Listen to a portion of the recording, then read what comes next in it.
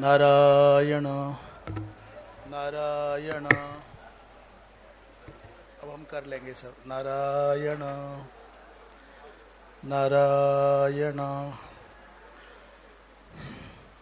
अशुभानि निराचष्टे तनोति शुभ संततिम् स्मृतिमात्रेण यत्पुंसां ब्रह्मतन् परमं विदुः।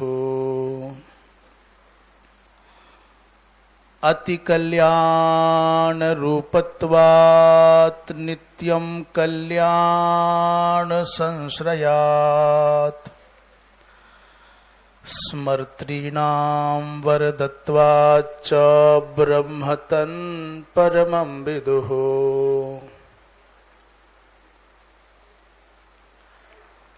आब्रह्मलोकादाशेषात् आलोकालोक पर्वतात् ये वसन्ति द्विजा देवास्तेभ्यो नित्यं नमाम्यहम्। नमो गोभ्यः श्रीमतीभ्यः सौरभेयीभ्य एव च। नमो ब्रह्मसुताभ्यश्च पवित्राभ्यो नमो नमः। या विद्या शिवकेशवादिजननी या वै जगन्मोहिनी या पंचप्रणवद्विरेफनलिनी या चित्कलामालिनी या ब्रह्मादिपिपीलिकान्ततनुसुप्रोता जगत्साक्षिणी सा पायात् परदेवता भगवती श्रीराजराजेश्वरी। कृष्णाय वासुदेवाय हरये परमात्मने प्रणतक्लेशनाशाय गोविन्दाय नमो नमः।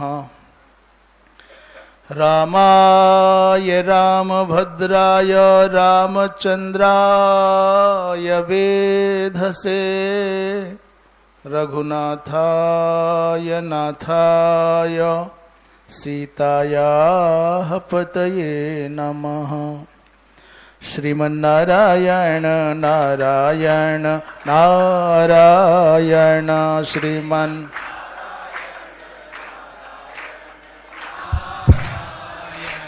भजमन नारायण नारायण नारायण भजमन नारायण नारायण नारायण। बोलो नारायण नारायण नारायण। बोलो नारायण नारायण नारायण। गाओ नारायण नारायण नारायण। गाओ नारायण नारायण नारायण। श्रीमन्नारायण नारायण नारायण। श्रीमन्नारायण नारायण नारायण। भजमन नारायण नारायण नारायण। भजमन नारायण नारायण नारायण। लक्ष्मी नारायण नारायण नारायण। लक्ष्मी नारायण नारायण नारायण। बद्री नारायण नारायण नारायण। बद्री नारायण नारायण नारायण। श्रीमन्नारायण नारायण नारायण। श्रीमन्नारायण नारायण नारायण। भज मन नारायण नारायण नारायण। भज मन नारायण नारायण नारायण। बोलिए वृंदावन बिहारी लाल की, धर्म की जय हो। अधर्म का नाश हो। प्राणियों में सद्भावना हो। विश्व का कल्याण हो। गो हत्या बंद हो। गौ माता की जय हो। परम पूज्य धर्म सम्राट स्वामी श्री करपात्री जी महाराज की जय हो। अपने अपने सदगुरुदेव भगवान की जय हो। श्री कृष्ण कन्हैया लाल की जय हो। श्री राजा रामचंद्र भगवान की जय हो। गंगा मैया की जय हो। हर हर महादेव।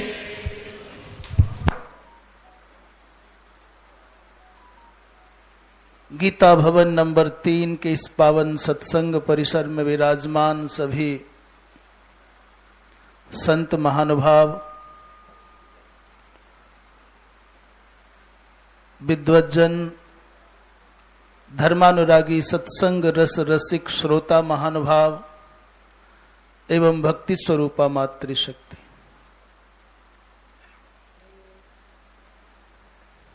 सामान्य शिष्टाचार के नाते ये बात कही जाती है, अन्यथा पृथक से कोई नामोल्लेख करने की आवश्यकता नहीं। हमने कल, अब ये अच्छा गोपनीय रख लेते हैं, प्रायः कुछ विशिष्ट जन सम्मुख बैठते हैं तो नामस्मरण का उद्देश्य उनकी प्रसन्नता नहीं होता कि उनका नाम लिया जाएगा तो उनको प्रसन्नता होगी, अपितु विशिष्ट नामों का श्रवण करने से सुनने वालों को प्रसन्नता होगी। अच्छा, वो बैठे हैं, वो हैं, वो रहते हैं, तो हमको भी होना चाहिए। संभव है कि इसी धारा का, इसी विचारधारा का परिपालन करते हुए महानुभाव कुछ मुख्य नाम बोलते रहे होंगे, और उसी कारण यद्यपि हमारे स्वभाव में है नहीं, ऐसा कह करके हम अपने मन को रोक लेते हैं भाई कि अपने पवित्र संकल्पों के साथ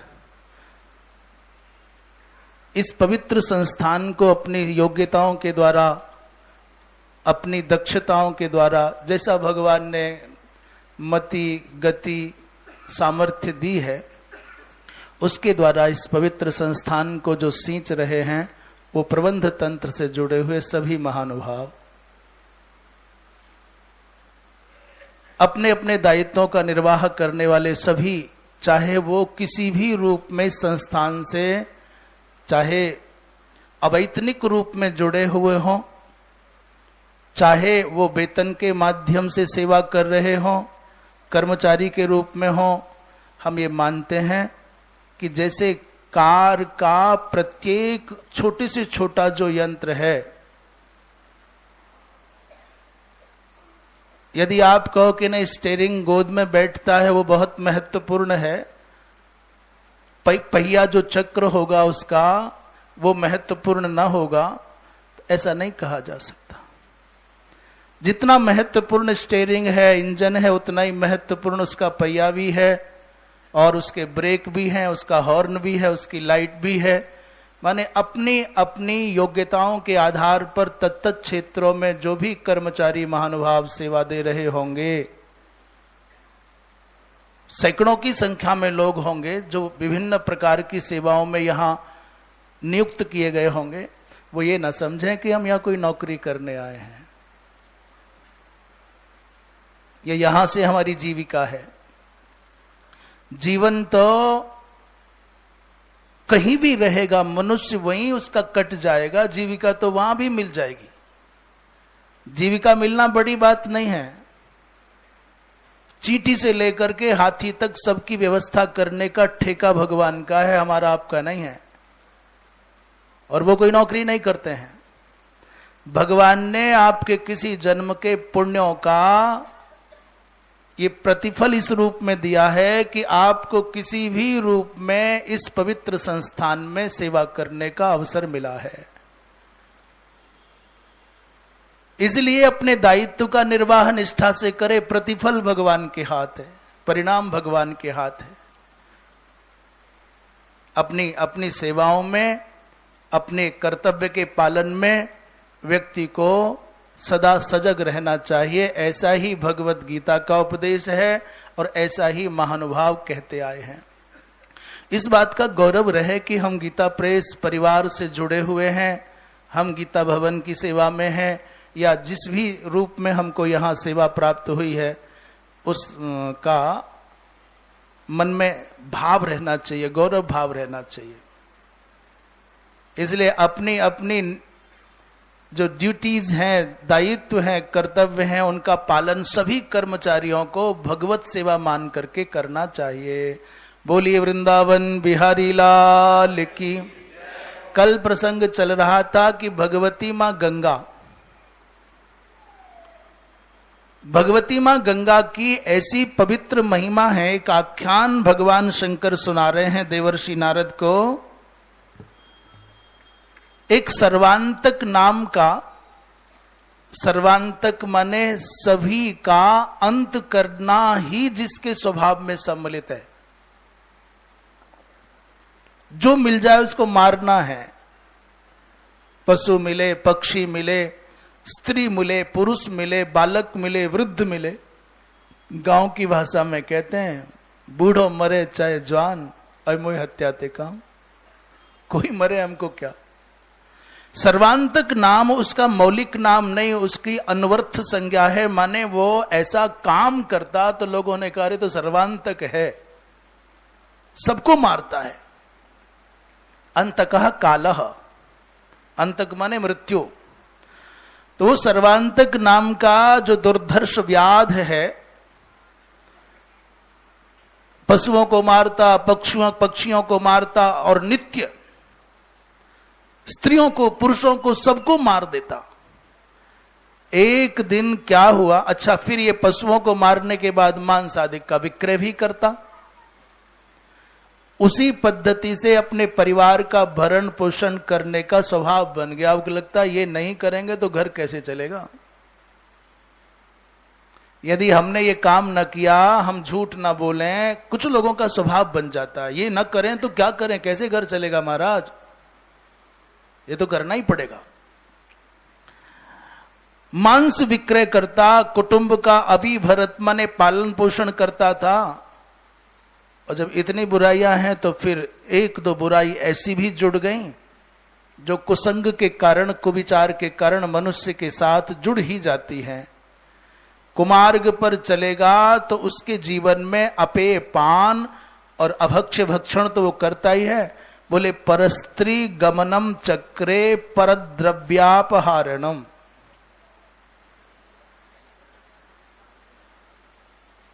इस संसार में कहते हैं कि मनुष्य के पतन का सबसे प्रभावशाली जो कारण है, चारित्रिक अनुशासन मिट जाए, उस मर्यादा को यदि लांघ जाए, स्त्री हो या पुरुष, उससे बढ़कर के जीवन का नाश करने के लिए कोई और रास्ता नहीं है। आत्मव्याघात का, जीते जी अपनी मृत्यु का मार्ग तैयार करने का, इसे अवनति भी होनी है, अपयश भी होना है, पुण्यों का क्षरण भी होना है। इससे बढ़कर के आत्मघात का कोई और दूसरा मार्ग नहीं है। परस्त्री गमनम चक्रे परद्रव्यापहारणम, परंतु न तो धर्माश्रितं कर्म कृतम तेन दुरात्मना। पर कभी जीवन में ऐसा नहीं हुआ कि कोई सत्कर्म किया हो, कोई धर्म सम्मत कार्य किया हो। एक दिन नित्य के अभ्यास के कारण वो गया और जंगल में पशुओं को, पक्षियों को मार रहा था।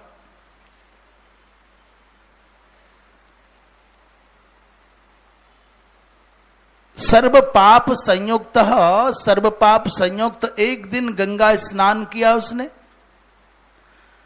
भक्ति पूर्वक स्नान नहीं किया, बस थक गया था, हारा हुआ था, पास में गंगा जी की धारा बह रही है, सोचा गर्मी मिट जाएगी, थोड़ा पानी पी लूंगा, विश्राम मिल जाएगा, स्नान कर लिया।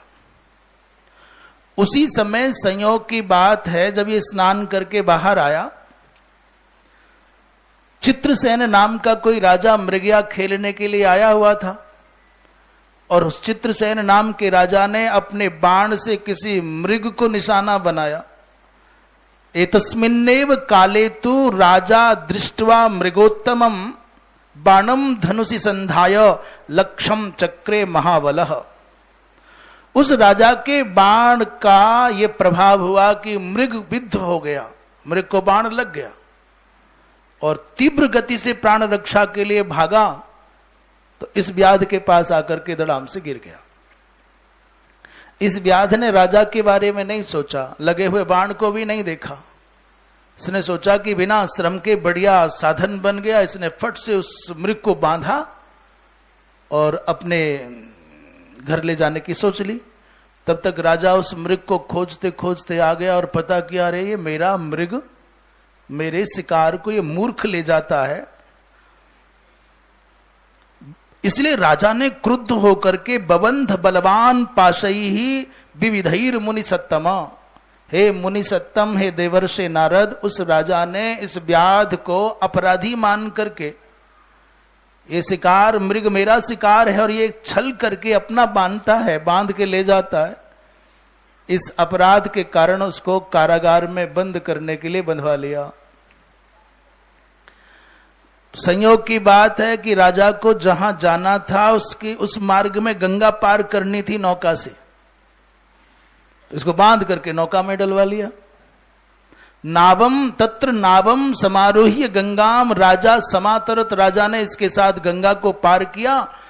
और व्याध यद्यपि गंगा स्नान कर चुका था, पर तब स्नान किया, माने जब स्नान किया तब भक्ति नहीं थी, भाव नहीं था, कोई बंधन की मुद्रा हो, इससे कोई पुण्य की प्राप्ति होगी, ये कोई दिव्य नदी है, ऐसा कोई विचार मन में नहीं था।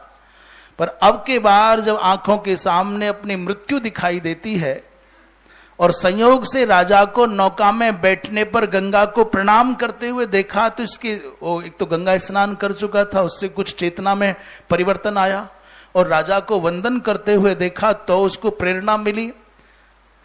इस व्याध ने उसमें पास में बंधे बंधे, अर्थात जाल में जकड़ा गया था, उसमें बंधे बंधे भगवती मां गंगा का दर्शन कर लिया। संपर्कतः दर्शनम जातम, संपर्क मात्र से।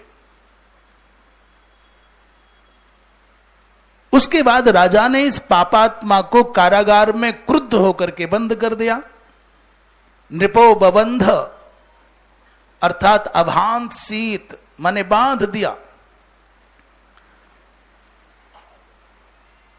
संयोग की बात यह, कारागार में पड़े पड़े इसका प्राणांत हो गया। अभी अपने जीवन में कोई पुण्य नहीं हुआ है व्याध का, बस गंगा स्नान हो गया है अनजाने में और गंगा का दर्शन हो गया है नाव में बैठने पर, और मन में एक दैन्य आ गया है प्राण रक्षा के लिए, आकर के बांध दिया गया तो कारागार में मर गया। मरा तो यमदूत इसको पकड़ करके ले जाने लगे यमराज के पास। जैसे यमदूतों ने इसको पकड़ करके बांधा और लेकर के चलने लगे, तब तक भगवान शंकर के गण आए, हर हर महादेव, हर हर महादेव, हर हर महादेव, और यमदूतों को मारा और इस व्याध को उनके बंधन से छुड़ा करके, जिसे नरक जाना था वो शिवलोक जा रहा है। इसे भी कुछ पता नहीं हो क्या रहा है। इधर तिरस्कार पूर्वक खींचते हुए, घसीटते हुए, बड़े भयावह मुख वाले यमदूत ले जा रहे थे, और अचानक ये कहां से इतना विलक्षण स्वरूप धारण किए, महादेव की जैसी मूर्ति वाले लोग बड़े सम्मान पूर्वक ले जा रहे हैं। भगवान शंकर के गण इनको शिवलोकम निन्यो अनैषु, जब ये चला गया शिवलोक, तो बेचारे दूत बड़े पीड़ित होकर के आए और उन्होंने कहा, महाराज एक बात बताओ, महापापात्मा एक व्याध को पकड़ करके हम ला रहे थे और मार्ग में भगवान शंकर के गणों ने आकर के हमको प्रताड़ित किया, पीड़ित किया, पराजित किया और हमसे हमारा वो व्याध जो नरक का गामी होना चाहिए था उसको झपट करके ले गए वहां। ये ऐसा कैसे हुआ? ऐसा सुनकर के यमराज ने पूछा चित्रगुप्त से। चित्रगुप्त क्या है? बोले चित्रगुप्तस्तु धर्म विवेचकः। यमराज के दरबार में एक ऐसा पद है जिस पद पर चित्रगुप्त नाम के एक अधिकारी बैठते हैं। वो मनुष्यों के द्वारा किए गए धर्म और अधर्म की विवेचना करते हैं, इसके पुण्य क्या, पाप क्या है।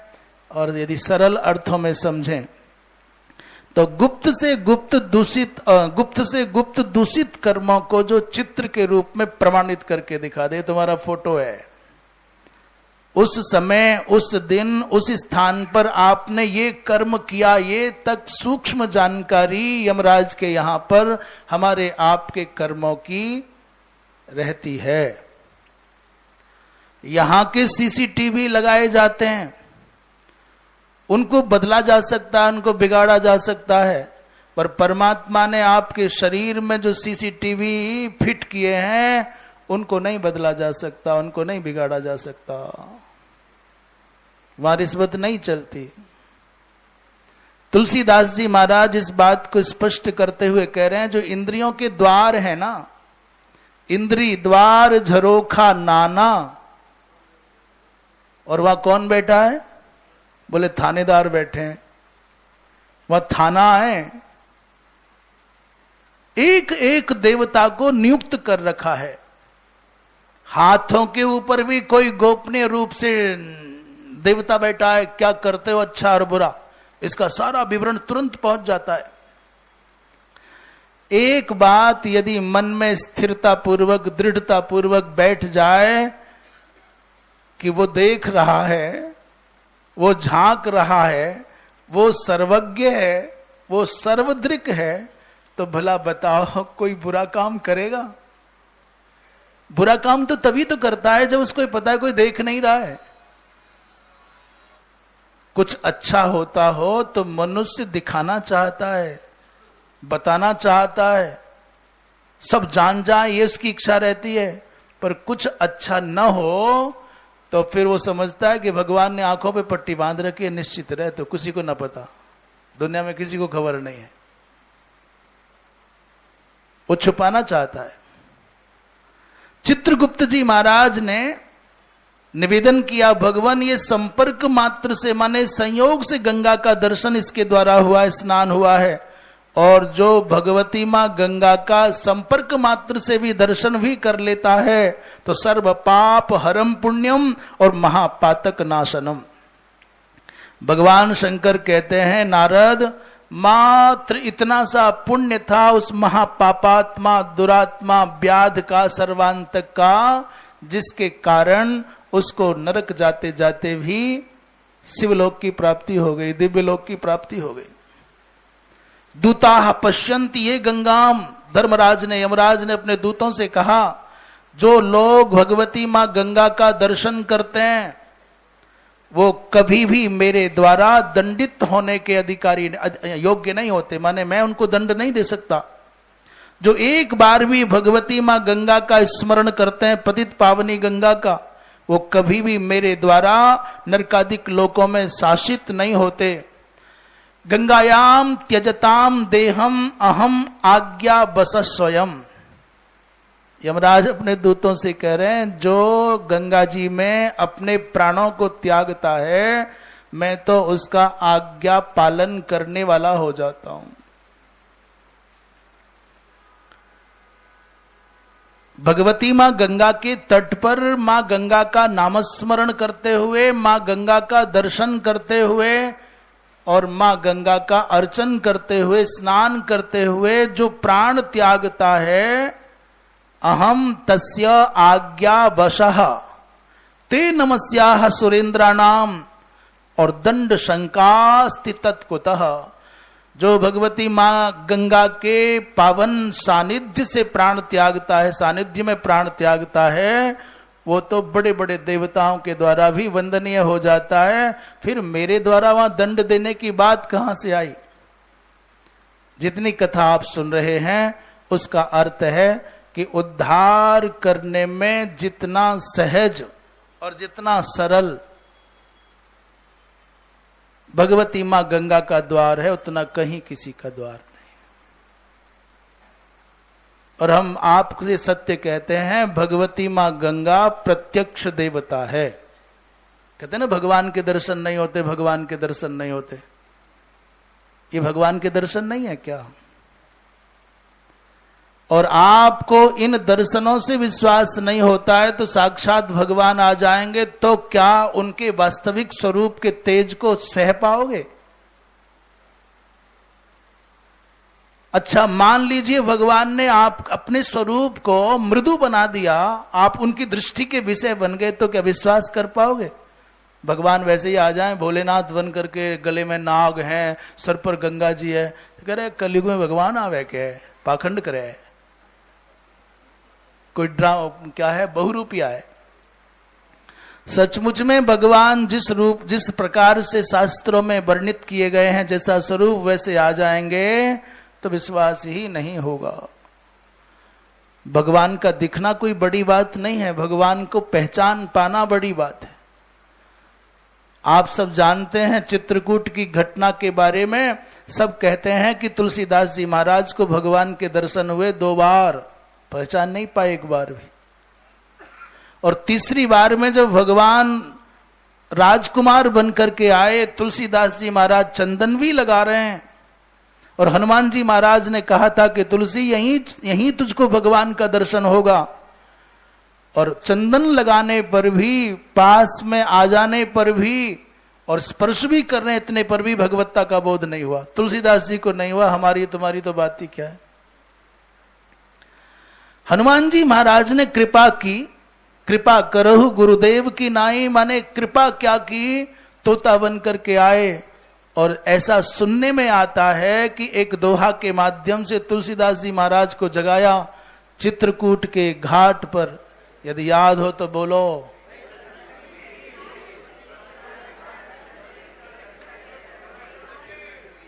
आनंद आ गया भैया, आज तो बड़ी अच्छी अच्छी मूर्तियां जग गई। चित्रकूट के घाट पर भई संतन की भीड़, और तुलसीदास चंदन घिसत और तिलक देत रघुवीर। तुलसीदास जी महाराज ने जैसे ही सुना कि तिलक देत रघुवीर, यहां तक की बात तो ये समझ में आ गई, चित्रकूट का घाट है और संतों की खूब भीड़ भी है और मेरा भी नाम लिया जा रहा है।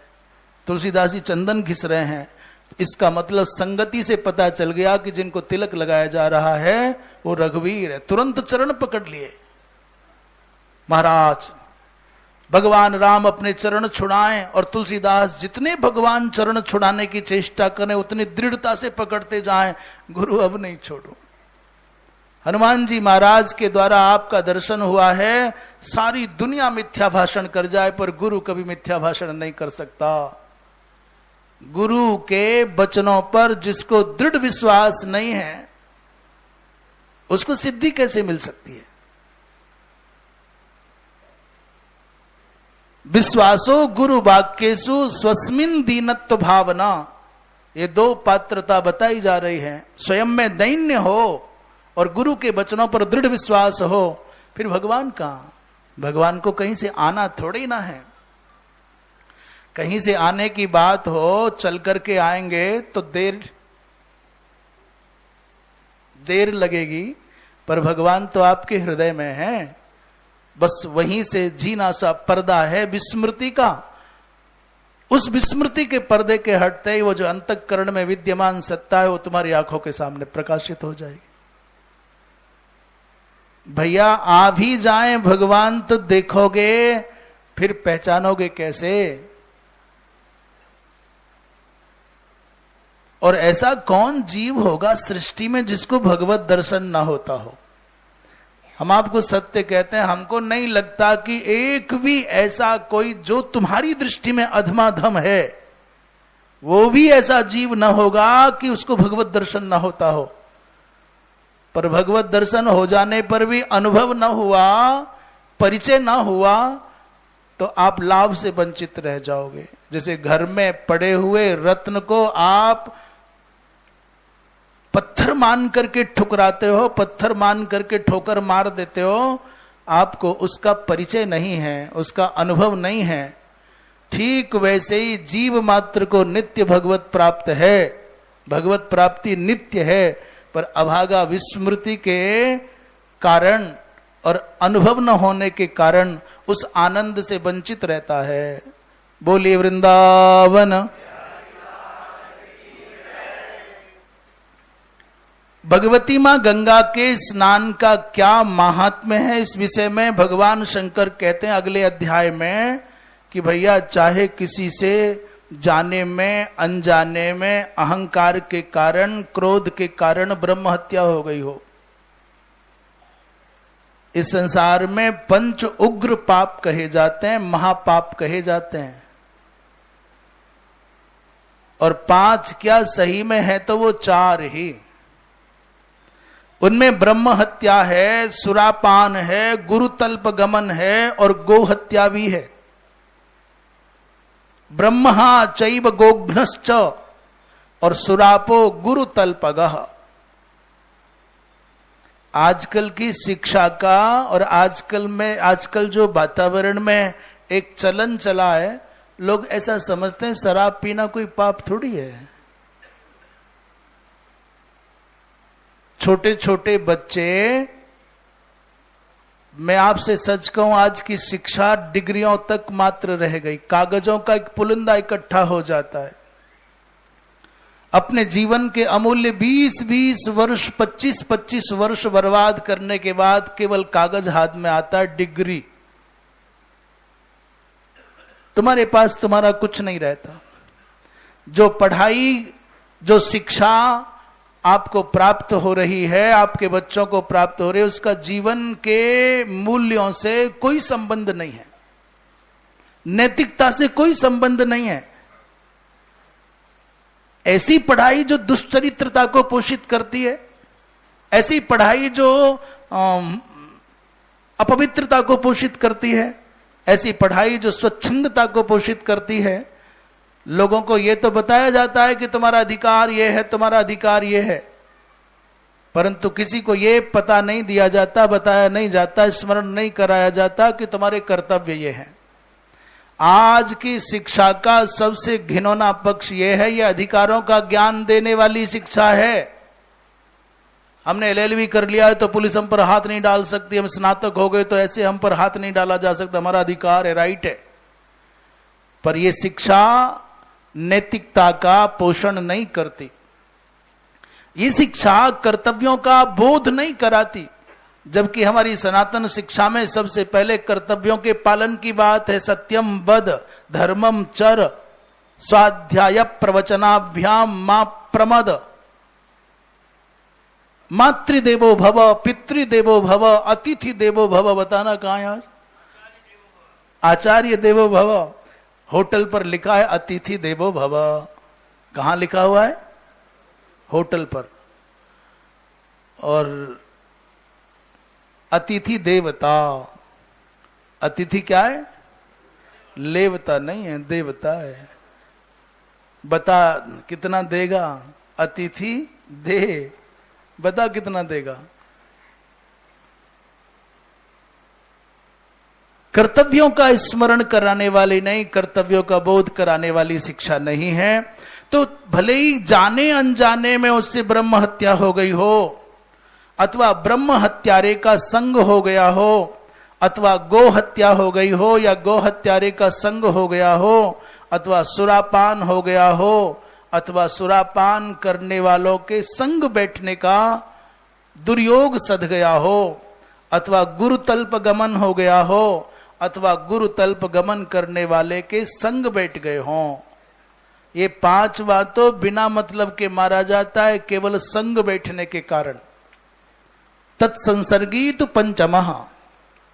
कि आप ये नहीं कह सकते जी मैंने शराब नहीं पी, आप ये नहीं कह सकते कि मैंने गुरुतल्प गमन नहीं किया, आप ये नहीं कह सकते मैंने सोना नहीं चुराया, आप ये नहीं कह सकते मैंने ब्रह्म हत्या नहीं की। आप यदि उनका संग भी करते हैं तो बराबर के पापी माने जाते हैं। बिना मंत्रादिभिश्चापि सद्भक्ति विधुरोपि च।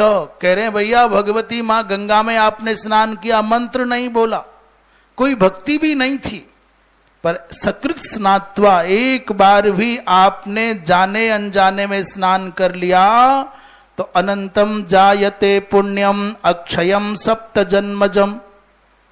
उसके जीवन में अनंत अनंत पुण्यों की प्राप्ति हो जाती है।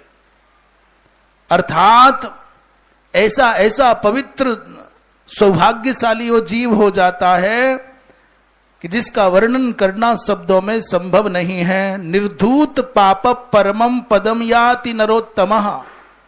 सभी प्रकार के पापों से विमुक्त होकर के वो दिव्य लोक पा लेता है। एक बात और कह रहे, मानो गंगा के किनारे नहीं आ सके और मन में बड़ी टीस रह गई।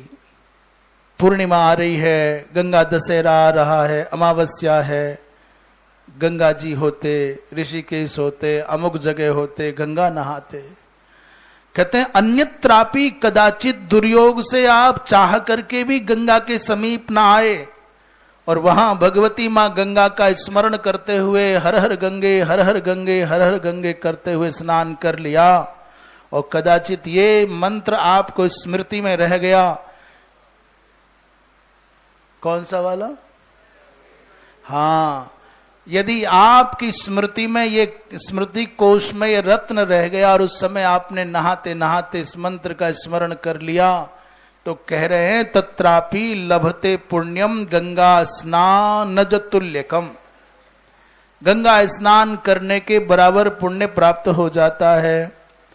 वो कह रहे हैं गंगा गंगेति यो ब्रूयात्।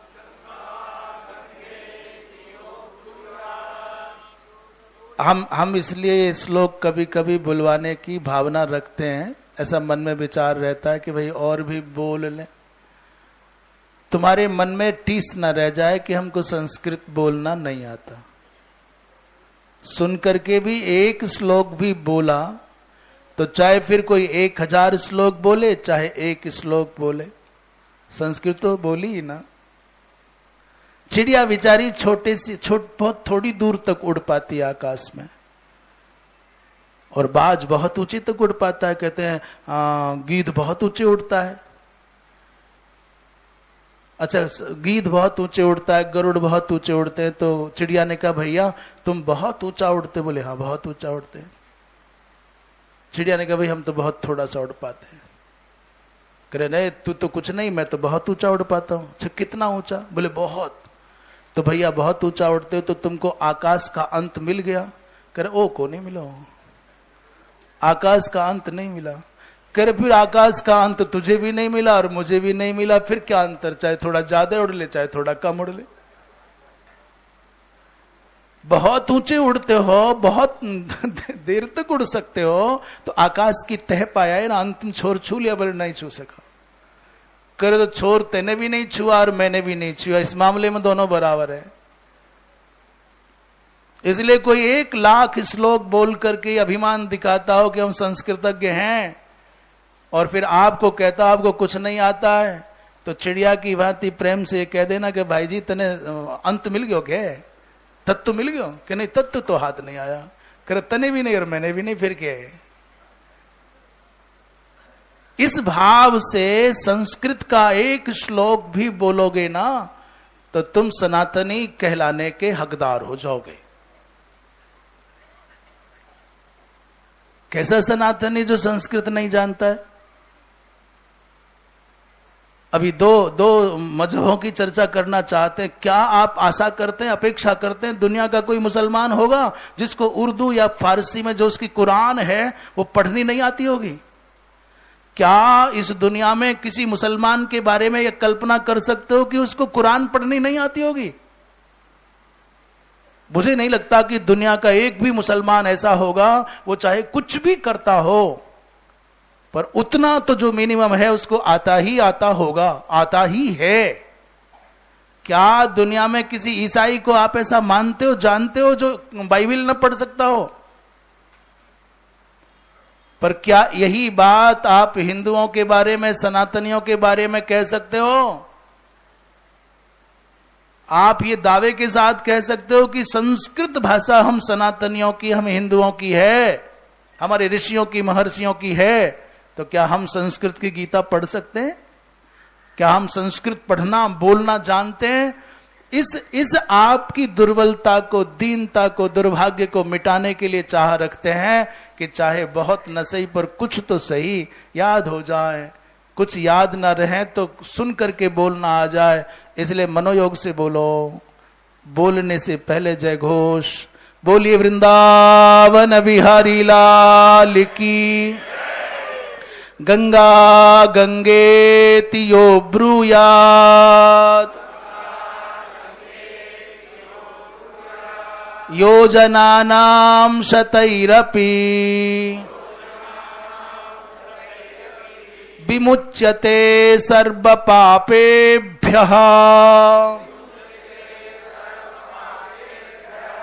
विष्णुलोकं स गच्छति।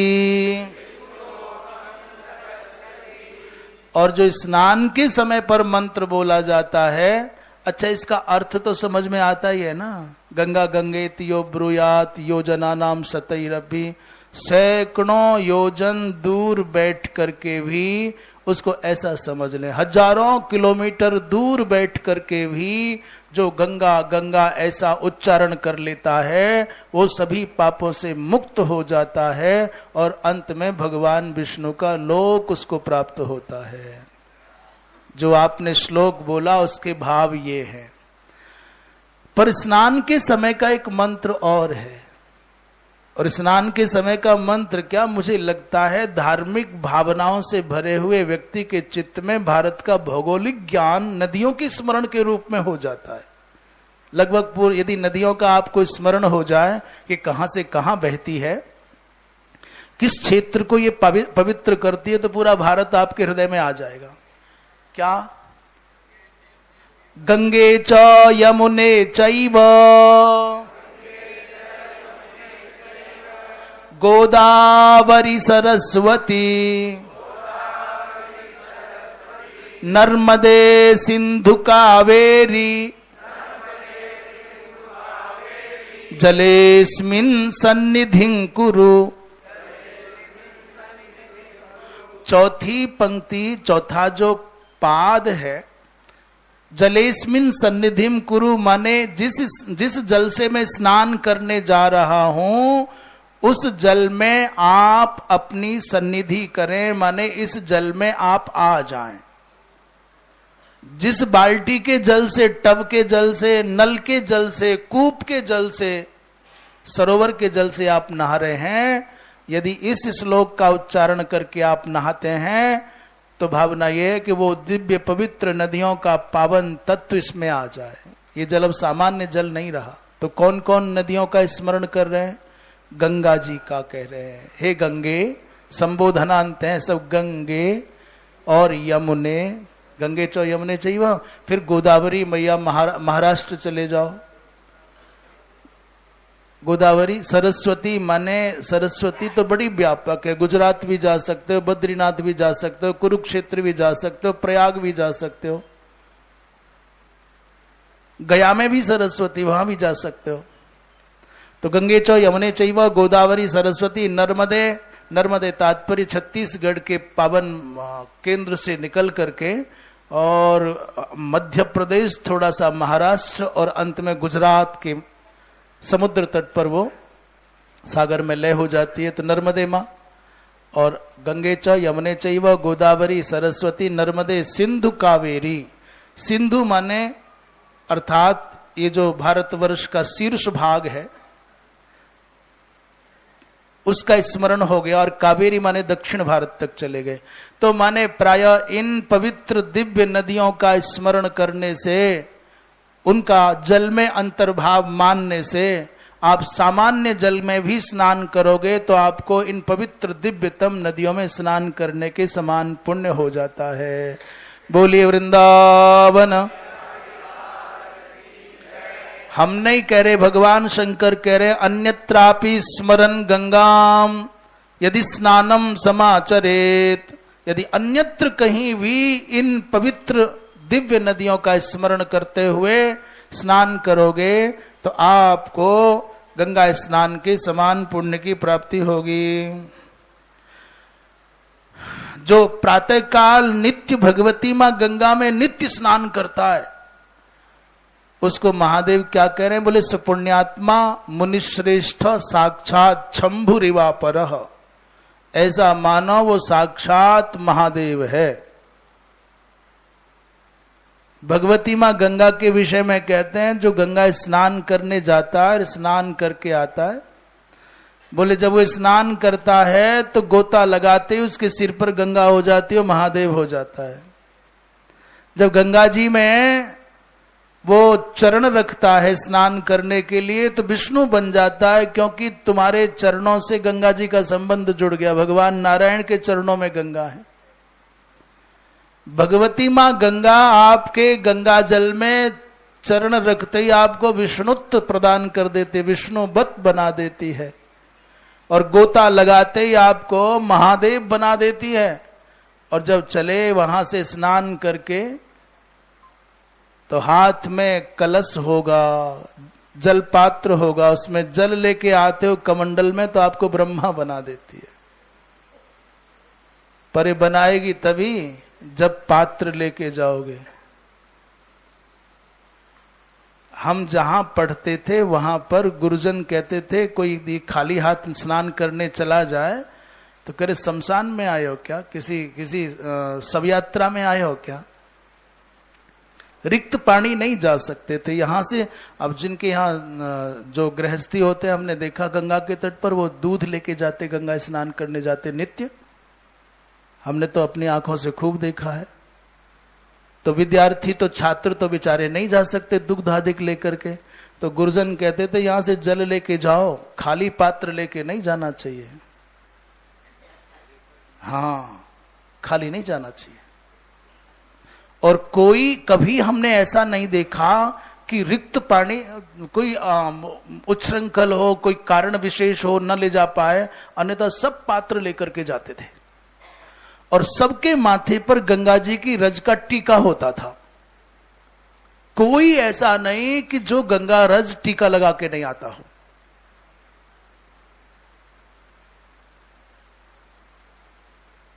पंडित राज जगन्नाथ कहते हैं त्वदीया सा मृत्स्ना और मम हरत कृत्स्ना मपि शुचम। भगवती मां गंगे तुम्हारी ये जो पवित्र मृत्स्ना है ना, मृत्तिका है, मेरे समग्र शोकों का हरण कर ले। शोक संबंधी माने तत्संबंधी शोक, जिससे शोक के जो कारण है उन सब कारणों का हरण कर ले। अर्थात आपके भाल पट्ट पर यदि दुर्लिपि भी टंकित होगी ना, यदि आपके भाग्य में कुछ गलत भी लिखा होगा तो भगवती मां गंगा के रज से लेपन करने पर वो दुर्वर्ण लिपि परिशोधित हो जाती है। ऐसा गुरुजनों के संसर्ग से हमने जाना। ये कुर्यात जाह्नवी तोये तस्य पुण्यम निबोध में। भगवान शंकर कहते हैं नारद, तुला मकर मेष की संक्रांतियों में, तुला की संक्रांति, मकर संक्रांति, मेष की संक्रांति, प्रातः काल इन दिनों में जो भगवती मां गंगा में स्नान करता है उसका मैं पुण्य बता रहा हूं, ध्यान से सुनो। महायज्ञ सहस्राणी व्रत पूजा शतानि च। आपको लगता है गंगा नहाना इतना सहज है, जाओ गोता मार के आ जाओ, पर आपको यह विश्वास नहीं बनता कि गंगा स्नान करने का कितना फल है। भगवान शंकर कहते हैं महायज्ञ सहस्राणी, हजारों यज्ञ किए और अनेकों व्रत किए, अनेकों बार पूजा, सैकड़ों पूजाएं की, परंतु इन सब के बारे में कहते हैं नारहंति जाह्नवी स्नान कला मेकाम महामुने। ये गंगा स्नान की एक कला की बराबरी भी ये सब उपासनाएं नहीं कर सकती। इसलिए एक सौभाग्य समझो कि भगवती मां गंगा के हम किनारे हैं। और हम तो ये भी कहते हैं कि नहीं नहा पाए, नहाना चाहिए, नहीं नहा पाए तो भी तुम पुण्यात्मा इसलिए हो कि भगवती मां गंगा की पवित्र लहरों का स्पर्श करके जो वायु के झोंके आते हैं वो भी तुम्हारे तन को छू जाते होंगे, तो अकारण शीतलता और अकारण ही पावनता तो अपने आप दे देंगे। गंगा के किनारे पर घर होने का अर्थ क्या है? शीतत्व और पावनत्व आदि की प्राप्ति तो सहज ही है, उसमें तो कुछ करना ही नहीं। माघ शुक्ल सप्तमी को गंगा में अरुणोदय काल में जो स्नान करता है वो जन्म संसार बंधनों से विमुक्त हो जाता है। और कोई व्यक्ति ऐसा है जिसकी बीमारियां जाती नहीं, दवा खाते खाते परेशान हो गया, क्या करें? अनेक प्रकार के उपचार कराने पर भी बात नहीं बनती, तो कहते हैं यदि गंगा सप्तमी के दिन उसी दिन भगवान सूर्य का पूजन करे गंगा जी के तट पर, तस्मिन्नेव दिने सूर्यम पूजयन जाह्नवी तटे, तो मुक्तो भवेन महारोगाद रोगी सत्यम न संशयः। भगवान शंकर कहते हैं नारद, यदि किसी की ऐसी असाध्य व्याधि लग गई हो और बात नहीं बन रही हो तो अचला सप्तमी कहते हैं उसको। माघ शुक्ल सप्तमी माने अचला सप्तमी। अचला सप्तमी का तात्पर्य क्या है? उसी दिन प्रथम बार भगवान सूर्य रथारूढ़ होकर के लोक यात्रा पर निकले। उस दिन जो पुण्य किया जाता है अचल हो जाता है। और अचला सप्तमी को प्रायः यदि कदाचित रविवार हो तो कहना ही क्या है, पर ना भी हो रविवार, अचला सप्तमी को लवण रहित भोजन करना चाहिए। और भगवती मां गंगा के तट पर भगवान सूर्य की उपासना करे तो उसके समस्त रोग नष्ट हो जाएंगे। और इतना कहकर के भगवान ने कहा सत्यम न संशयः, ये सत्य है, इसमें संदेह नहीं करना, इसमें अपनी बुद्धि का कुतर्क नहीं दौड़ाना। पूर्णमासी को अवश्य स्नान करना चाहिए। और विविध विविध मुख्य मुख्य तिथियों का कहते हैं गंगा जी जाओ तो अपने पितरों का तर्पण अवश्य करना चाहिए। संतर्पयन्ति गंगायाम पितॄन ये तु समाहिताः तेषाम तु पितरो यान्ति ब्रह्मलोकम अनामयम। जो गंगा जल से, गंगा जी में स्नानादिक करके गंगा जल से पितरों का तर्पण भी करता है, उसके पितृगण ब्रह्मलोक पहुंच जाते हैं। जो कोई स्नान करने जाता है ना गंगा जी की ओर, तो कहते हैं उसके पितृगण नृत्य करने लग जाते हैं। श्राद्धम बुभुक्षव सर्वे नृत्यंती प्रहसंती च, नाचने लग जाते हैं, हंसने लग जाते हैं, आनंदित होने लग जाते हैं। एक बात और, प्रायः लोग ऐसा कहते हैं कि गंगा जल को अग्नि में नहीं तपाना चाहिए, गंगा जल को अग्नि में क्या बॉईल करना, गर्म नहीं करना चाहिए। ये बात तो क्या है पता नहीं, परंतु गंगा जल में भोजन पकाने का निर्देश मिल रहा है। गंगा जल में गंगा सलिल पक्वान्नम देवानामपि दुर्लभम, गंगा जल में पके हुए अन्न के विषय में कह रहे हैं, वो देवताओं के लिए भी दुर्लभ है। तदन्नेन कृते श्राद्धे पितरो यान्ति निर्वृतिम, अर्थात गंगा जल में पकाया हुआ भोजन, पकाया हुआ जो अन्न है वो देवताओं को, पितरों को भी दुर्लभ है और मनुष्यों के लिए अतिशय कल्याणकारक है। ग्रहण के समय पर, चंद्र ग्रहण हो या सूर्य ग्रहण हो, महाराज भगवती मां गंगा के तट पर आप पहुंच जाते हैं, स्नान करते हैं, जप तप करते हैं, तो कहते हैं अद्भुत अद्भुत उसका फल होता है। जो व्यक्ति गंगा के किनारे पर पुरस्चरण करता है, भगवती मां गंगा के तट पर गंगायाम तो पुरस्चर्यां कृत्वा पाप विवर्जितः, तो उसके समग्र पाप नष्ट हो जाते हैं, सिद्ध मंत्र हो जाता है, महाज्ञानी हो जाता है। इसलिए एक नहीं, जैसा भी बन पड़े आपसे दान हो, जप हो, तप हो, गंगा तट पर ध्यान हो, हवन हो, श्राद्ध हो, तर्पण हो, बहुपुण्य कर्म प्रोक्तम गंगायाम मुनि सत्तमा।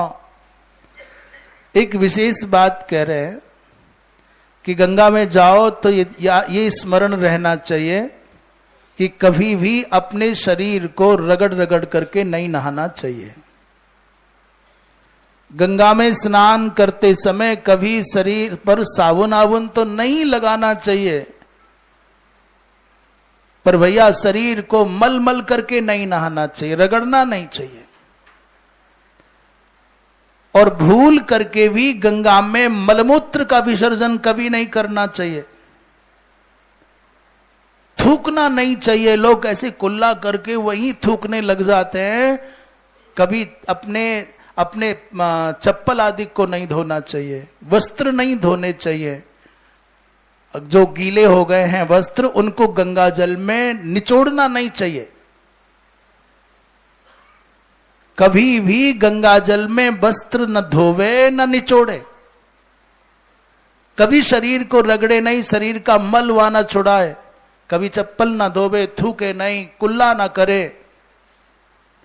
जो व्यक्ति मोह बस ऐसा करता है, क्या कहते हैं, बोले निरयम याति यावत इंद्रास चतुर्दश, 14 इंद्र जितना काल, अर्थात 14 के 14 भुवन, 14 के 14 इंद्र जितने दिनों तक शासन करते हैं, उतने दिनों तक उसको नरक में रहना पड़ता है। मुझे लगता है लगभग ये 1000 चतुर्युगी हो गई। 1000 बार चारों युगों का चक्र पूर्ण होता है, उतने दिनों में 14 इंद्र बदल जाते हैं। अच्छा, यदि गंगा स्नान का, सत्संग का, जप का, तप का पूर्ण फल चाहते हो तो कह रहे असत्य भाषणम लोभम हित्वा च परनिंदनम। यदि आप चाहते हो कि गंगादि आदि पवित्र तीर्थों में स्नान करने का सद्य उत्तम फल मिले, तो फिर ये काम छोड़ देने चाहिए। क्या बोले, असत्य भाषण छोड़ देना चाहिए, झूठ बोलना छोड़ देना चाहिए। क्यों जी, झूठ बोलना आसान है कि सत्य बोलना आसान है? पर आसान करना कौन, आसान को कौन चुनता है? कठिन को चुनना चाहते हैं लोग। झूठ बोलने में बड़ी सावधानी बरतनी पड़ती है, बहुत झमेले करने पड़ते हैं, और सत्य बोलने में कुछ झमेला ही नहीं है।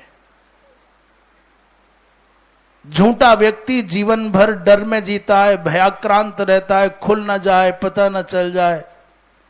और सत्य बोल करके एक बार में निश्चिंत होकर के चादर तान करके सो सकता है। अब जो हो तो हो, कोई हमको बुरा माने तो माने। असत्य भाषण नहीं करना चाहिए, परनिंदा नहीं करनी चाहिए, परद्रोह नहीं करना चाहिए, तो फिर ये पवित्र स्नान आदि तुम्हारे जीवन में बड़े उपकारक हो जाएंगे। जो भगवती मां गंगा को केवल जल रूपात्मिका मानता है, केवल नदी मानता है, गंगा को जो नदी मानता है, गौ को जो चतुष्पाद पशु मानता है, और सालग्राम नर्मदेश्वर को जो पाषाण मानता है, और गुरु और ब्राह्मण को जो केवल मनुष्य मानता है, ये कितने बड़े अपराधी हैं। बोले स याति नरकान बहून नदीति मन्यते मोहात। गंगा जी को देवी न मान करके केवल सामान्य नदी मानना, उसको नरक जाने की बात कर रहे हैं। 3 स्थानों पर गंगा को दुर्लभ माना है, हरिद्वार में, प्रयाग में और गंगा सागर में। उसके बाद भगवान शंकर काशी की महिमा का वर्णन कर रहे हैं। काशी और भगवती माँ गंगा दोनों मिलकर के एक हो जाती है, इसलिए बड़ी पृथ्वी पर दुर्लभ घटना है कि काशी और गंगा दोनों इकट्ठी मिलें। जहां साक्षात भगवती अन्नपूर्णा माता बन करके रहती है, जहां जल पिलाने के लिए भगवती माँ गंगा है, और जहां ज्ञान देने के लिए भगवती सरस्वती नित्य रहती है, और जहां पिता के रूप में भगवान विश्वेश्वर हैं जो मोक्ष मार्ग के उपदेष्टा हैं। भला बताओ, ऐसी पवित्र काशी का सेवन कौन न करेगा? काशी जाओ तो ताम काशीम यो न सेवेत विधिना वंचितस्तु सह। जहां भगवती अन्नपूर्णा माता की भांति पालन पोषण करने के लिए सतत, माने कहते हैं वो काशी में कोई भूखा नहीं सो सकता, और काशी में एक रात्रि भूखा सो गया है तो कोई विशेष कारण है, तुम परीक्षा से गुजर रहे हो, तुम्हारी परीक्षा हो रही है। यदि 3 रात्रि कदाचित कोई तीसरी रात्रि में, तो कहते हैं भगवती मां अन्नपूर्णा स्वयं भोजन लेकर के आ जाएगी अपने आप। यदि आपके जीवन में ऐसा कोई दिन आ जाए कि चाह करके भी दिन भर में भोजन नहीं मिला, चाह रहे थे मिल जाए, कहीं मिला नहीं, एक दिन बीत जाए आपका बिना खाए, चाह करके भी, मांगने पर भी मिले नहीं, तो समझ लेना कोई बड़ी बात घटने वाली है। काशी में कोई भूखा नहीं सो सकता। और ऐसा ही हमने ब्रजमंडल के लिए सुना है कि वहां अभी जो वहां ब्रज भाव भावित महानुभाव है, ऐसा कहते हैं, और हमको तो लगता भी है। काशी के बारे में भी ऐसा ही हमको अनुभव है, और वृंदावन के बारे में भी हमको ऐसा ही लगता ही है, जैसा महापुरुष कहते हैं सत्य ही है। कहते हैं रात्रि को भूखे व्यक्ति के पास तक भगवती राधा जी आ जाती है किसी न किसी रूप में भोजन कराने, और तुमको पता ही नहीं चलेगा, तुम सामान्य व्यक्ति मानोगे, सामान्य बालक मानोगे।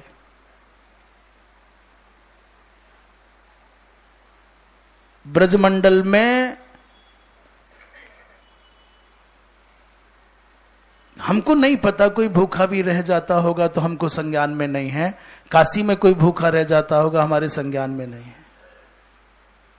यहां भगवान शंकर कह रहे हैं अन्नपूर्णा अन्नदा यत्र माता, साक्षात माता बन करके भगवती अन्नपूर्णा जहां अन्न देने का काम करती हो, और जलदाच गंगा और ज्ञानदाच सरस्वती, और पिता विश्वेश्वरो यत्र मोक्ष मार्गोपदेशकः, जहां साक्षात विश्वनाथ मोक्ष मार्ग का उपदेश करने के लिए पिता की भूमिका में रहते हो, ऐसे मणिकर्णिका से विभूषित काशी का कौन भला ऐसा व्यक्ति होगा जो त्याग करना चाहेगा, सेवन नहीं करना चाहेगा। कुछ नहीं करना, क्या करना है? बोले बिल्व पत्र से भगवान शंकर की पूजा कर देनी है, एक चुल्लू जल चढ़ा देना है। एक श्लोक बड़ा प्रसिद्ध है, असारे खलु संसारे सार में चतुष्टयम, असारे खलु संसारे सार में चतुष्टयम। इस असार संसार के 4 सार है। क्या क्या? बोले काश्याम वासः, काशी में रहने का सौभाग्य मिल जाए, और सताम संगः, उसमें भी काशी में भी रहें तो सज्जनों का संग मिल जाए, और गंगाम भह, भगवती मां गंगा स्नान करने के लिए और जलपान के रूप में प्राप्त हो जाए, और शंभ पूजनम, भगवान शंकर का पूजन करना आ जाए। ये 4 सार हैं। यहां कहते हैं कि संपूज्य बिल्व पत्राध्य ही, बिल्व पत्र से पूजन कर लिया आपने तो शिव सायुज्य की प्राप्ति हो जाती है। हम जो गंगा रज के द्वारा तिलक की बात कर रहे थे, वो बहुत महत्वपूर्ण है। भगवान शंकर कह रहे हैं, और ये श्लोक है 73वें अध्याय का 48वां, गंगा मृत्तिकया कृत्वा तिलकम मुनि सत्तमा। हे मुनि सत्तम देवर्षे नारद, जो गंगा जी की पावन मृत्तिका से तिलक करता है, यत् किंचित कुरुते कर्म तत्सर्वम पूर्णता मियात। वो व्यक्ति जो भी कुछ सुकृत करता है, अल्प मात्रा में भी करता है, वो सब परिपूर्ण हो जाते हैं। और जगन्नाथ, पंडित राज जगन्नाथ की बात तो हम बता ही चुके कि दुर्वर्ण लिपि का परिशोधन कर देती है, शोकों का अपनोदन कर देती है। बोलिए वृंदावन बिहारी लाल की। ज्ञान पूर्वक जो व्यक्ति जानते हुए गंगा में अपने प्राणों का परित्याग करता है, उसको कैवल्य की प्राप्ति होती है। जो अज्ञान पूर्वक देह का परित्याग करता है गंगा की सन्निधि में, उसको शिव सायुज्य की प्राप्ति होती है। और यदि किसी व्यक्ति के शरीर का कोई अंग, कोई अंश, अस्थि, केश, मज्जा, रक्त, मांस का कोई टुकड़ा गंगा जी में गिर जाए तो बोले स्वर्ग लोक की प्राप्ति होती है। मृतस्य यत्र कुत्रापि, कहीं भी मरा हो उसके कोई मांस का टुकड़ा, कोई अस्थि यदि प्रपते जाह्नवी तो ये गंगा जल में गिर जाए तो उसको भी स्वर्ग की प्राप्ति हो जाती है। बोलिए गंगा मैया की। एक बड़ा पापात्मा धनाधिपः नामना वैश्यः। भगवान शंकर एक दृष्टांत सुना रहे हैं, कथा सुना रहे हैं। धनाधिप नाम का एक वैश्य था, परंतु था पापात्मा, परम पापात्मा। क्या करता था? बोले दस्यु कर्म रतः, ठगी करता, और परदार रतः माने पर स्त्री के प्रति भी उसके मन में सदा दुर्भाव बना रहता। ऐसा कोई पाप नहीं जो उससे बनता ना हो। जीवन धीरे धीरे बीत रहा था। एक दिन वन में किसी कार्य से गया और वहीं वन में उसका प्राण निकल गया। जंगल में गया और मर गया। मरा तो अभी अग्नि संस्कार नहीं हुआ, शरीर पड़ा हुआ था जंगल में,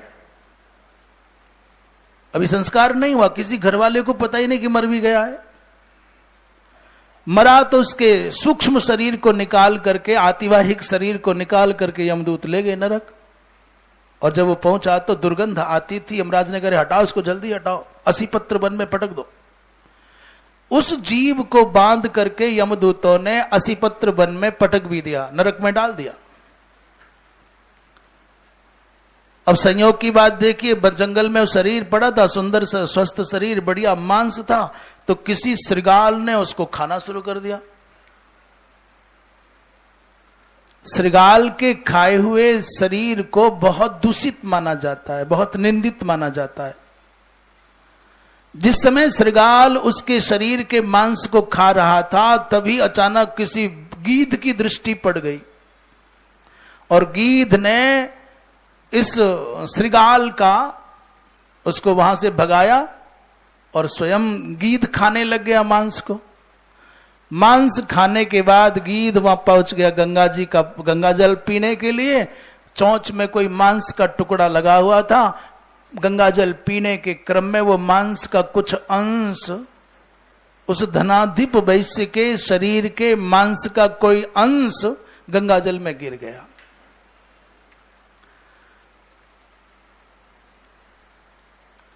अचानक एक घटना घटी 80 पत्र वन में। जैसे ही इसके शरीर के मांस का एक अंश, एक टुकड़ा गिरा, उसी समय 80 पत्र नामक नरक से निकल करके इस जीव का, इसका जो जीवात्मा वहां नरक में था, वहां से निकला और पाप मुक्त होकर के शांकरम देहम प्राप्य स्वर्गम जगाम। वो भगवती मां गंगा, अभी तो बेचारे ने कोई पुण्य नहीं किया, गंगा स्नान नहीं किया, गंगा स्मरण नहीं किया। भगवती मां गंगा की महिमा का कहां तक गान करें।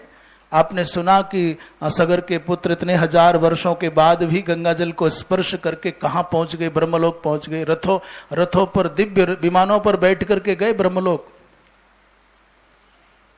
एक बड़ा अच्छा, बहुत सुंदर श्लोक है गंगा लहरी का। प्रभाते स्नांति नाम नृपति रमणी नाम कुच तटी। मानो वो दृश्य ऐसा है,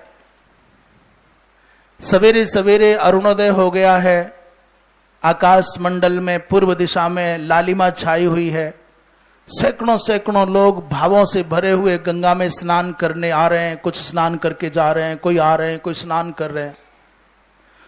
संयोग से देवर्षि नारद वहां घाट पर खड़े, और उसी समय किसी राज परिवार की अनेकों माताएं स्नान करने गंगा जी में आई।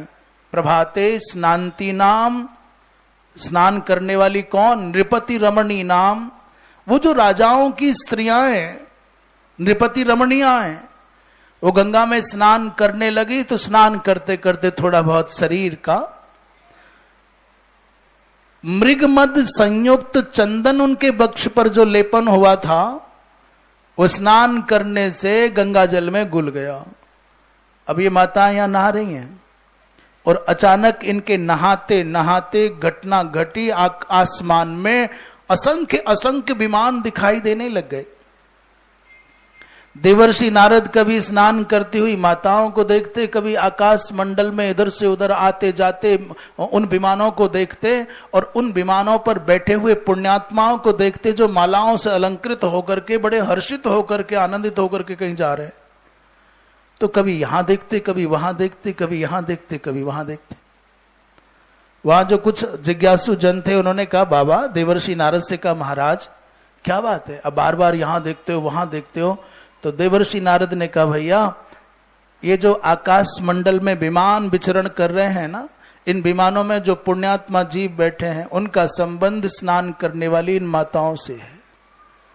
तो लोगों ने पूछा, वो क्या हो गया, वो कैसी संबंध हो गया? बोले, प्रभाति स्नांति नाम नृपति रमणी नाम कुच तटी गतो यावन मातर। हे मां, कुछ तटी माने वक्ष प्रांत पर लगा हुआ जो चंदन था, उस चंदन में जो घिसा गया मृगमद था, वो मृगमद जैसे ही गंगा जल में घुला तो मां न जाने वो कब मृग मरे होंगे, न जाने उन मृगों का कब नाभि से मृगमद निकाला गया होगा।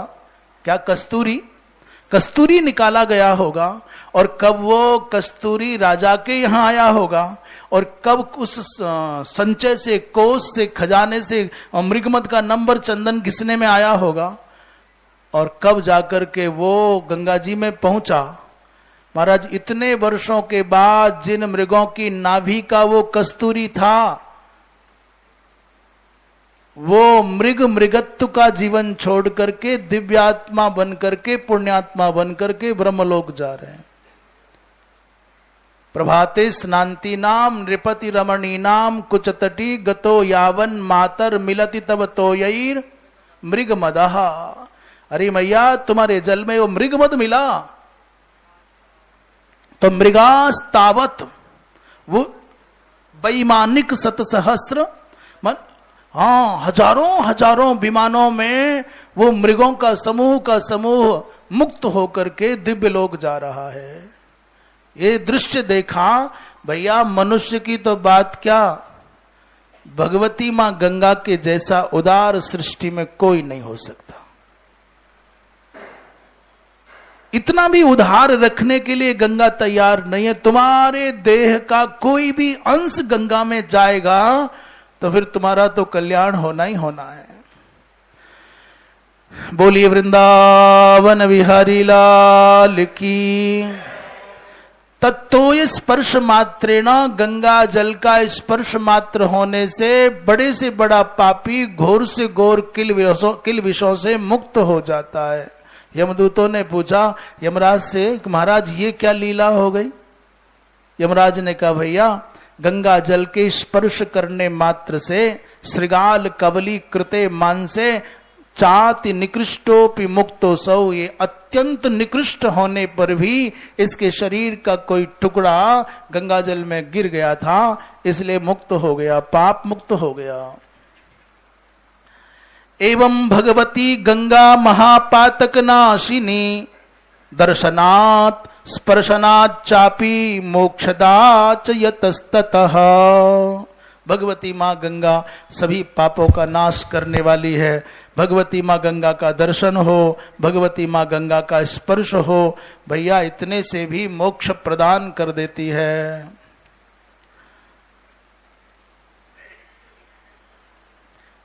भाई एक ना एक दिन मरना तो है ही, करें इसलिए अद्य बा अब्द शतांते बा मृत्युर नैयत्य वर्जिता, ये मृत्यु तो छोड़ेगी नहीं, इसलिए बाद के भरोसे मत रहना। तस्मात् प्रागेव ताम गंगा मुमुक्षु समुपाश्रयेत, गंगा का आश्रय ले लेना चाहिए। अरे संसार के जो संबंधी है, ये पुत्र है, ये मित्र है, ये बंधु है, ये बांधव है, ये कलत्र है, इन सब बंधनों में मत पड़ना। गंगैव परमा बंधु भव मोचन कारिणी, गंगा से बड़ा कोई अपना बांधव नहीं, अपना बंधु नहीं, अपना हितैषी नहीं। गंगैव परमो बंधुर गंगैव परमम सुखम, गंगा ही परम बंधु है, गंगा ही परम सुख है, और गंगा से बढ़कर के कोई और धन नहीं, गंगा से बढ़कर के कोई विलक्षण गति नहीं। इसलिए गंगा के किनारे पर भिक्षा मांग करके भी रहना पड़े तो फिर गंगा का किनारा नहीं छोड़ना चाहिए। यदि कदाचित कहीं दूसरी जगह राजा बनने का सौभाग्य मिले, अन्यत्र पृथ्वी पत्तंच, अन्यत्र कहीं राजा बनने का सौभाग्य मिलता हो और गंगा के किनारे पर आपको भिक्षाटन करके भी जीवन जीने का अवसर आता हो, तो दोनों में से एक को चुनना हो तो गंगा के तट पर रहना ही उचित है। बोलिए गंगा मैया की। इसके बाद भगवान शंकर भगवती मां गंगा के 108 नामों का, गंगा त्रिपथगा देवी शंभु मौली विहारिणी जाह्नवी पापहंत्री च महापातक नाशिनी आदि आदि के द्वारा 108 नाम विशिष्ट नामों का निर्वचन करते हैं, जो भगवती मां गंगा के अष्टोत्तर शत इस स्तोत्र का वाचन करते हैं। कहते हैं उसके पाप नष्ट हो जाते हैं, भले ही ब्रह्म हत्या सदृश पाप क्यों ना हो, उसको आरोग्य की प्राप्ति होती है, सौख्य की प्राप्ति होती है।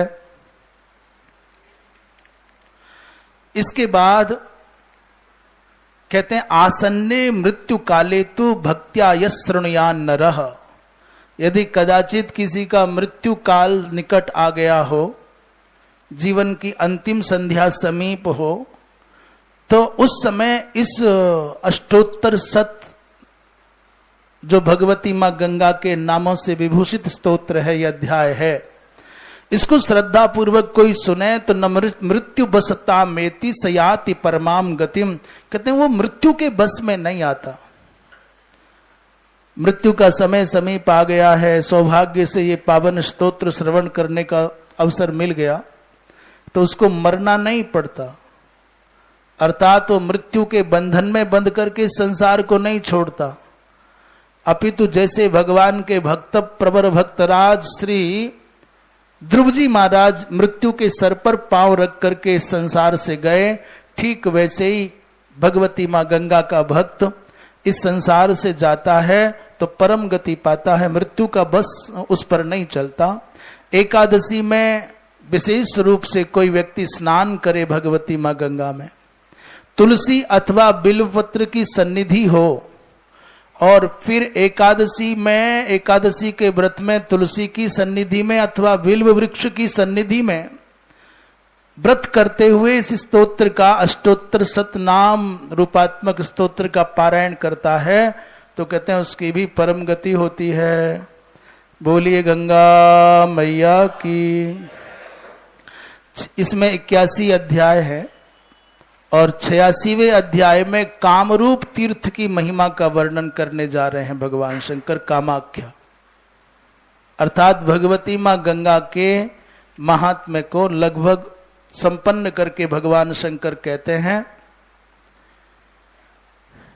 देवर्षि नारद ने कहा भगवान आपके मुख से हमने भगवती मां गंगा की महिमा श्रवण कर ली, परंतु अब हमारे मन में इच्छा आती है काम रूपस्य तीर्थस्य तत्समाचक्षु सांप्रतम। एक बात आपको बतावें, भारतवर्ष में लगभग 51 शक्तिपीठ हैं। श्रीमद् देवी भागवत पुराण के अनुसार 108 का भी उल्लेख आता है, परंतु 51 शक्तिपीठ के विषय में तो निर्विवाद है, सब निर्विवाद है। शायद 52 शक्तिपीठ कहते, 52 वर्णमाला में 52 अक्षर होते और एक एक पीठ से एक एक मातृका का आश्रय लेकर के एक एक शक्ति का वहां उदय माना जाता है। उसमें कामाख्या इसलिए सबसे अधिक विशिष्ट है क्योंकि कामाख्या में भगवती का मूल भाग वहां पर भगवान विष्णु के चक्र के द्वारा गिरा है, अर्थात मूल भाग माने अस्तित्व माने योनि भाग भगवती का वहां गिरा है। भगवान शंकर कहते हैं काम रूपस्य तीर्थस्य यत्र साक्षात स्वयं शिवा। उस कामरूप तीर्थ में क्या वैशिष्ट्य है? बोले भगवती जगदम्बा साक्षात विराजती है। आज भी प्रतिवर्ष आषाढ़ मास में वहां एक ऐसा पर्व आता है, अंबुबाची पर्व कहते हैं उसको, कि आज भी जहां वो श्री विग्रह का केंद्र है वहां से रक्तिम आभा का जल स्रवित होता है। तो मानो उन 3 दिनों तक भगवती का वो श्री विग्रह मंदिर बंद रहता है। आज भी अंबुबाची मेला बहुत विशाल मेला लगता है, वहां बड़ी भीड़ होती है। बड़े बड़े शाक्तोपासक तंत्र विद्या के जो मर्मज्ञ हैं वो कामाख्या अवश्य जाना चाहते हैं। कामाख्या की एक बात व्यावहारिक ये है, वह वामाचार की पूजा है, वाम मार्ग की पूजा है। काम रूपस्य तीर्थस्य क्या वैशिष्ट्य बताते हैं? बोले साक्षात यत्र स्वयं शिवा भगवती जगदम्बा वहां प्रत्यक्ष विराजती है। प्रत्यक्ष फलदा मर्त्य स्थानम नास्ति ततोधिकम। नारद, उससे बढ़कर के प्रत्यक्ष फल देने वाला, सद्य फल देने वाला कोई और दूसरा पीठ नहीं, तीर्थ नहीं है, धाम नहीं है। वैसे तो शास्त्र ये कहते हैं जिस तीर्थ में रहो केवल उसी के गीत गाओ, दूसरे के नहीं गाने चाहिए। इस नाते तो केवल गंगा ही गंगा करना चाहिए। पर चूंकि हम इस महाभागवत का, देवी पुराण का आश्रय लेकर के विवेचन कर रहे हैं, इसलिए शास्त्र से बंधे होने के कारण सब कहना ही पड़ेगा। जहां गंधर्वों के सहित, देवताओं के सहित ब्रह्मादिक सब नित्य भगवती का समर्चन करने के लिए कामाख्या पधारते हैं। ब्रह्मादिक सब दिव्य दिव्य गंधर्वादियों से विभूषित देवगण वहां आते हैं, भगवती का यजन करने आते हैं। जहां पूर्व काल में ब्रह्मा विष्णु महेश तीनों ने मिलकर के भगवती मां कामाख्या को मनाने के लिए बड़ी भारी तपस्या की। यत्राकार्षी तप पूर्वम ब्रह्मा विष्णुस्तथेश्वर। क्या चाहते थे? बोले भगवती मां जगदम्बा से अभीष्ट वरदान चाहते थे।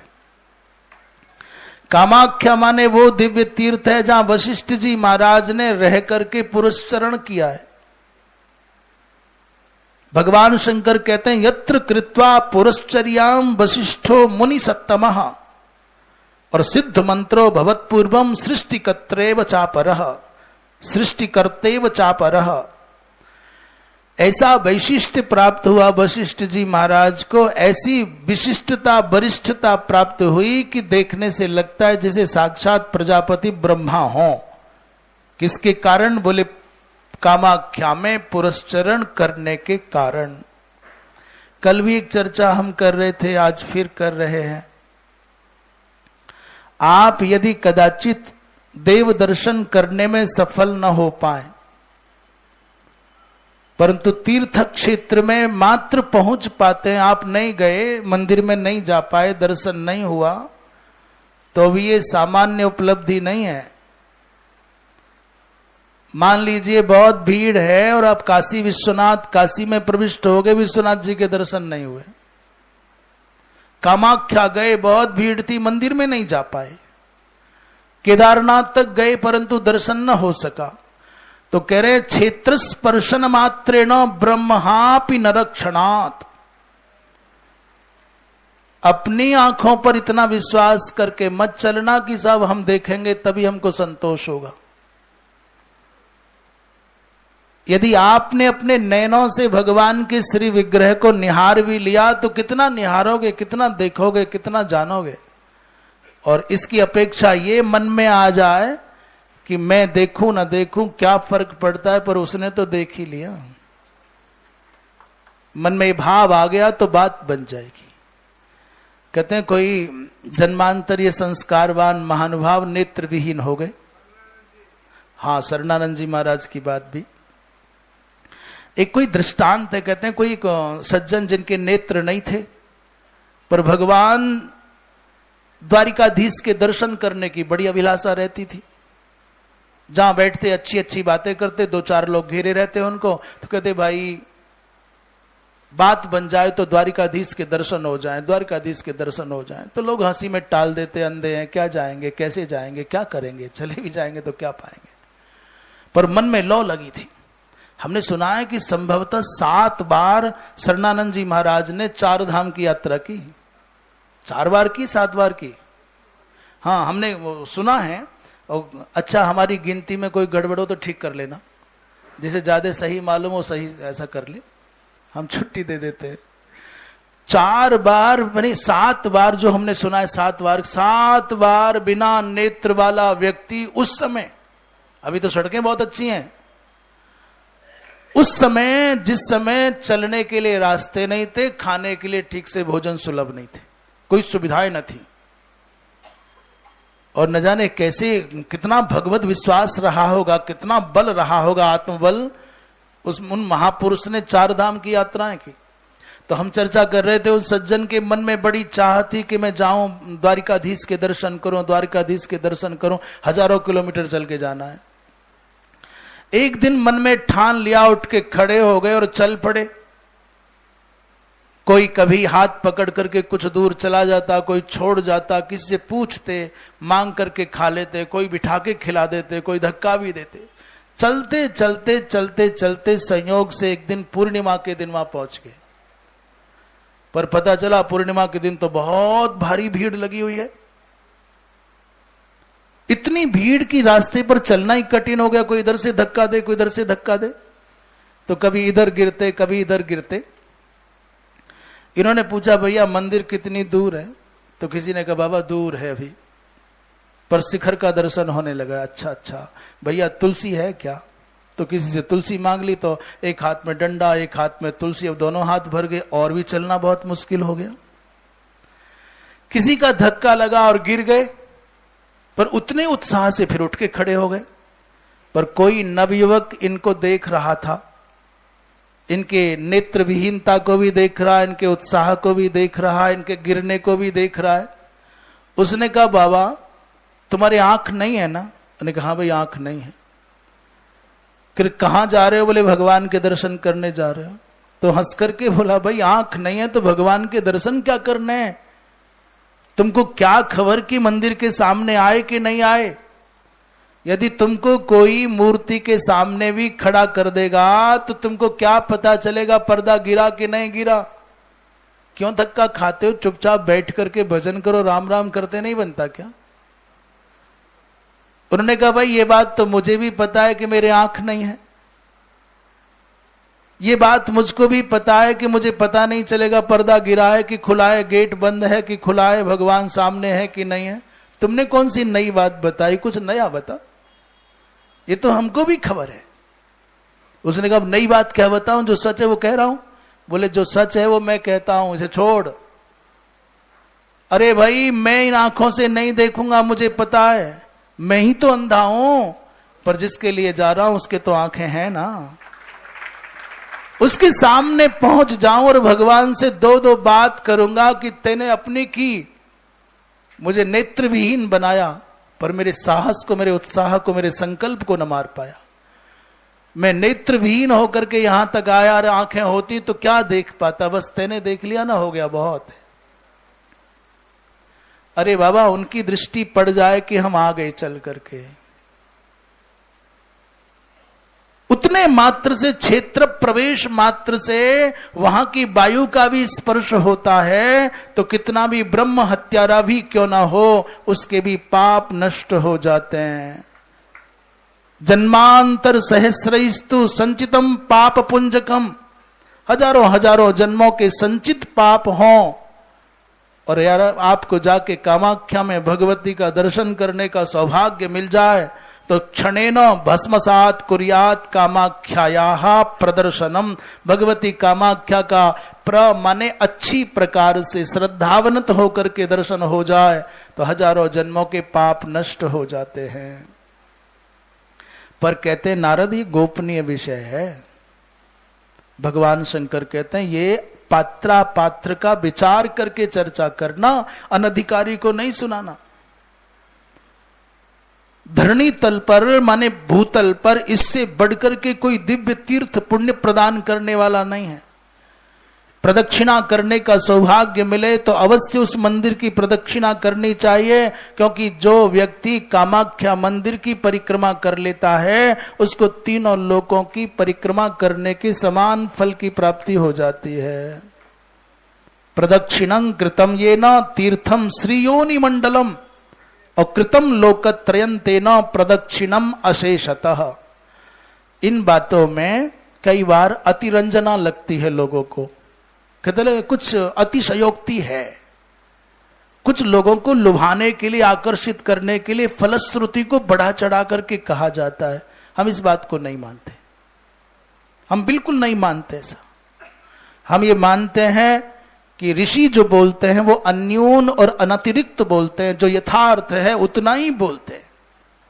आपको अतिरंजना लगेगी तो आप उतने के ही फल के हकदार हो पाओगे।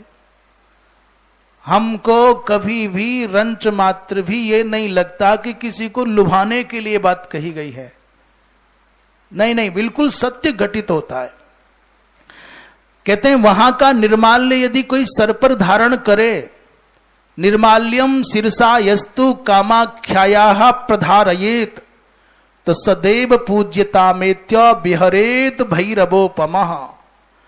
यदि भगवती के यहाँ का कोई निर्माल्य कण, जल मिले, पुष्प मिले, कोई बिल्वपत्र आदि मिले, उसको सर पर धारण कर ले तो ऐसे विहरण करता है जैसे देवताओं के द्वारा पूजित भैरव जी महाराज भ्रमण कर रहे हो। अभी बहुत बार क्या लगता है, हम गए थे मंदिर और जैसे परेशान पहले थे वैसे परेशान अब हैं जी, फल तो कोई हुआ ही नहीं। भाई हथेली पर सरसों ना जमाया करो। हथेली पर मिट्टी डाली, सरसों बोदी, बोले इसमें से जल्दी पेड़ उगावे और फिर तेल निकल आवे, ऐसा ना करो। बिल्व के वृक्ष पर पूरे वर्ष फल लगा रहता है, पूरे वर्ष। मुझे लगता है जितनी लंबी तपस्या बिल्व करता है उतनी लंबी तपस्या कोई फल नहीं करता। मेरे यदि अनुमान ठीक है तो 12 महीनों में लगभग 11.5 महीने इस वृक्ष पर फल रहता है और 11 महीने तो पक्कम पक्का रहता है। पुराने फल लटके रहते हैं, कोई ना कोई बने रहते हैं, तब तक नए छोटे छोटे फल लग जाते हैं।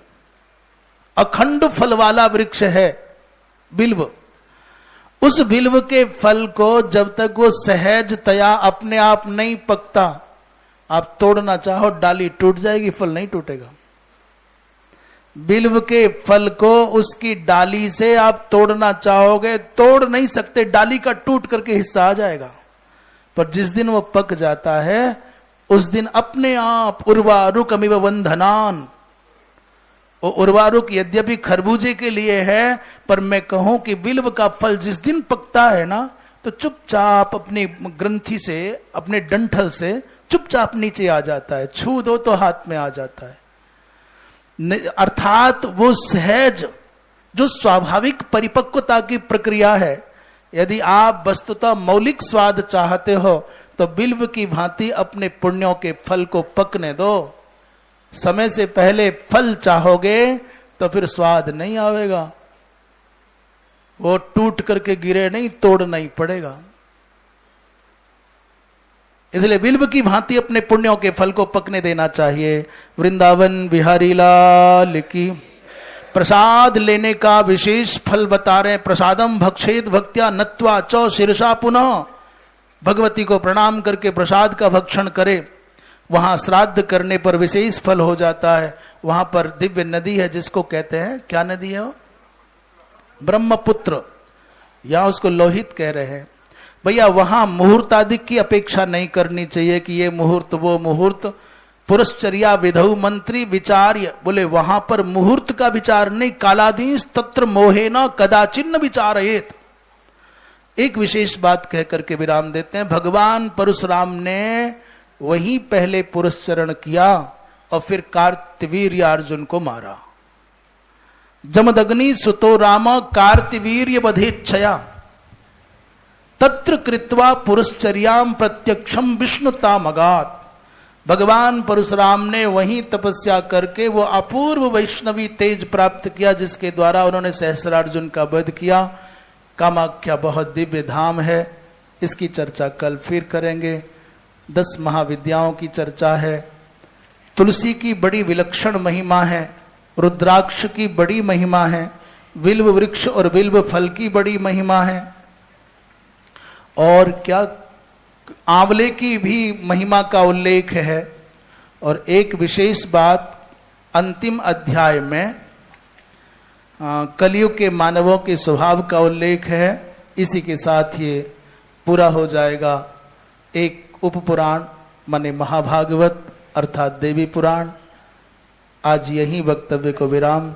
श्रीमन्नारायण नारायण नारायण, श्रीमन्नारायण नारायण नारायण, भजमन नारायण नारायण नारायण, भजमन नारायण नारायण नारायण, बोलो नारायण नारायण नारायण, बोलो नारायण नारायण नारायण, गाओ नारायण नारायण नारायण, गाओ नारायण नारायण नारायण, श्रीमन्नारायण नारायण नारायण, श्रीमन्नारायण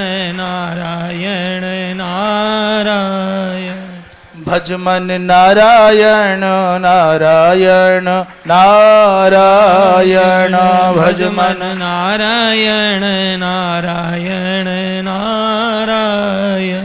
बोलिए वृंदावन बिहारी लाल की जय, गंगा मैया की हर हर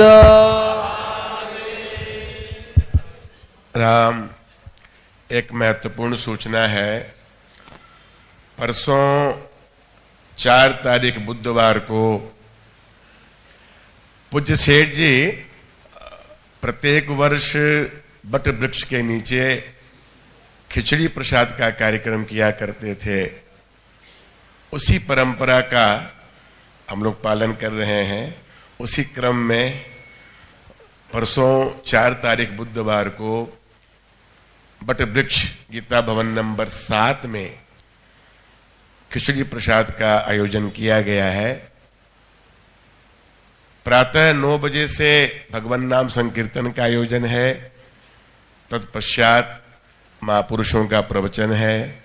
उसमें पूज्य किशोरी दास जी महाराज, पूज्य श्री राम ज्ञान जी पांडे जी महाराज, पूज्य श्री चितरंजन जी महाराज, इनका प्रवचन होगा।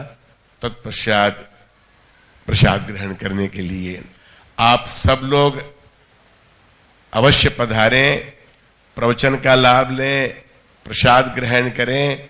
सारे भवनों से जाने आने के लिए ई रिक्शा तथा गाड़ियों की व्यवस्था है। जो लोग